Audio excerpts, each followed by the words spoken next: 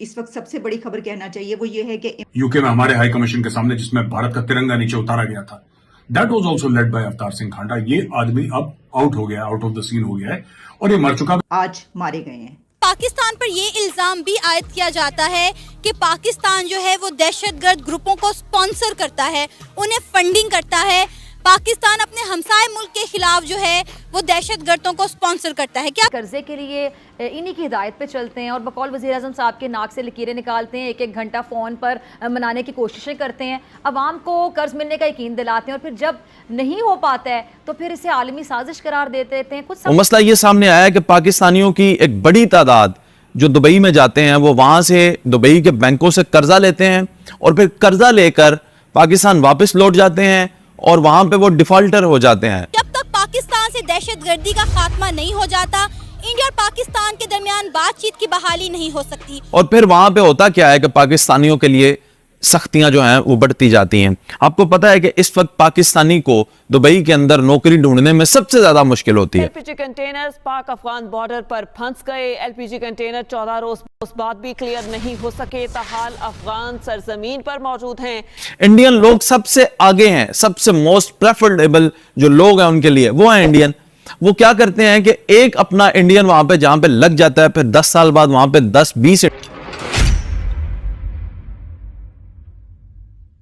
अवतार सिंह खांडा Khalistan liberation force का chief, जो कि भारत के हाई कमीशन यूके में उसके सामने प्रोटेस्ट ऑर्गेनाइज करता था, वो इस दुनिया से चल बसा। पिछली बार जो प्रोटेस्ट हुई थी यूके में हमारे हाई कमीशन के सामने जिसमें भारत का तिरंगा नीचे उतारा गया था, that was also led by Avtar Singh खांडा। ये आदमी अब आउट हो गया, आउट ऑफ द सीन हो गया है और ये मर चुका। अब इसके जो फॉलोअर्स हैं वो कह रहे हैं कि नहीं नहीं, मेडिकल फ्रेटर्निटी पे ये लोग डॉक्टर्स पे दबाव डाल रहे हैं कि नहीं, आप ये घोषित करिए कि इसको जहर दिया गया है और इंडियन एजेंसीज ने इसको मार दिया है, इंडियंस ने इसको मार दिया है, ताकि हम इसको शहीद घोषित करें और फिर आगे अपना प्रोपेगेंडा करें भारत के खिलाफ। मुझे ऐसा नहीं लगता कि इंडियंस ने इसको मारा है। देखो, जो पैदा होता है उसको मरना है। पाकिस्तान पर ये इल्जाम भी आयद किया जाता है कि पाकिस्तान जो है वो दहशतगर्द ग्रुपों को स्पॉन्सर करता है, उन्हें फंडिंग करता है। पाकिस्तान अपने हमसाए मुल्क के खिलाफ जो है वो दहशतगर्दों को स्पॉन्सर करता है। क्या कहेंगे आप इस इल्जाम पर? जी, मेरे नहीं ख्याल कि इस इल्ज़ाम में किसी भी हद तक सच्चाई है, क्योंकि अफ़गानिस्तान के बारे में कहा जाता था कि वो जो सा वहाँ पे दहशतगर्दों को पनाह दी जाती है, वहाँ से दहशतगर्दों की ट्रेनिंग होती है।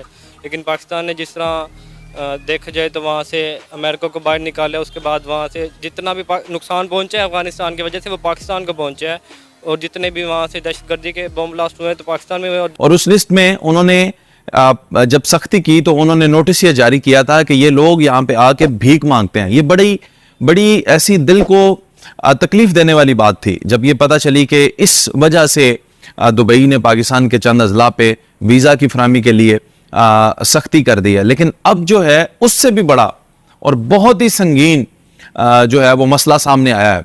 वो मसला ये सामने आया है कि पाकिस्तानियों की एक बड़ी तादाद जो दुबई में जाते हैं वो वहां से दुबई के बैंकों से कर्जा लेते हैं और फिर कर्जा लेकर पाकिस्तान वापस लौट जाते हैं और वहां पे वो डिफॉल्टर हो जाते हैं और उनके लिए सारी जिंदगी के लिए यूएई में फिर पाबंदी लग जाती है, यानी वो फिर दुबई भी नहीं जा सकते, कतर नहीं जा सकते। लेकिन उन्हें क्या फर्क पड़ता है, वो तो पाकिस्तान आ जाते हैं और पैसे 50 से 60 लाख रुपए, ये वो अमाउंट है जो ये कर्ज अप्लाई करते हैं, कर्ज लेते हैं बैंकों से और कर्ज लेने के बाद पाकिस्तान वापस भाग जाते हैं और इस तरह से नाम बदनाम होता है पाकिस्तान का। अब यहां पे देखना यह है कि ना सिर्फ ये 50 से 60 लाख रुपए की रकम है, बल्कि जो पुराने मुकीम है दुबई में, अगर वो अप्लाई करते हैं तो 1 से 1.5 करोड़ रुपया ले लेते हैं और फिर इतनी रकम लेकर वो वहां से दुबई से फरार इख्तियार कर लेते हैं, पाकिस्तान वापस आ जाते हैं। और फिर वहां पे होता क्या है कि पाकिस्तानियों के लिए सख्तियां जो हैं वो बढ़ती जाती हैं। आपको पता है कि इस वक्त पाकिस्तानी को दुबई के अंदर नौकरी ढूंढने में सबसे ज्यादा मुश्किल होती है। इंडियन लोग सबसे आगे हैं, सबसे मोस्ट प्रेफरेबल जो लोग हैं उनके लिए वो है इंडियन। वो क्या करते हैं कि एक अपना इंडियन वहां पे जहां पे लग जाता है, फिर 10 साल बाद वहां पे 10-20 इंडियन होते हैं और फिर उन्हीं का कब्जा होता है उस इलाके पे, उस शॉप पे, उस बकाले पे, उसको जो भी आप कहें, सुपरमार्केट हो, जो भी हो, वहां पे वो आके पूरी की पूरी अपनी काबीना बुला लेते हैं और फिर वहां पे वो धोखा फ्रॉड नहीं करते।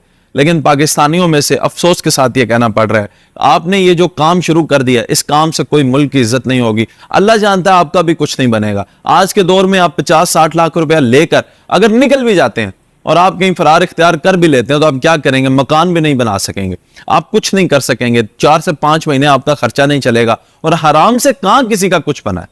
जब आप हराम लेते हैं और फिर उसके बाद आपके मुल्क का जो नाम बदनाम होगा। और आप तो वापस आ गए, जो पीछे लोग जो जामिन होंगे आपके और जो लोग आपके साथ रहते होंगे, जब वो ट्रेस करेंगे उन लोगों पे जो सख्तियां आएंगी, उनका जिम्मेदार कौन है? अल्लाह का डर बाकी रह गया है या नहीं रह गया?